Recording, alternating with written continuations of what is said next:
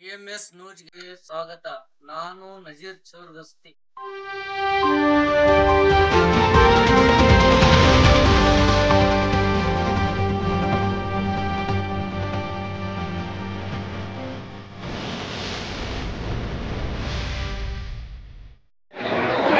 ವಿಜಯಪುರ ಜಿಲ್ಲೆಯ ತಾಳಿಕೋಟೆ ಪಟ್ಟಣದಲ್ಲಿ ಶರಣಮುತ್ಯಾರ ಜಾತ್ರೆ ಜರುಗಿತು. ತಾಳಿಕೋಟೆ ಸುತ್ತಮುತ್ತಲಿನ ಜನರು ಆಗಮಿಸಿದ್ದರು. ಜಾತ್ರೆಯನ್ನು ವಿಜೃಂಭಣೆಯಿಂದ ಜರುಗಿತು. ವರದಿ ಮೋಹನ್ ಅಂಬಿಗೇರ್, ತಾಳಿಕೋಟೆ.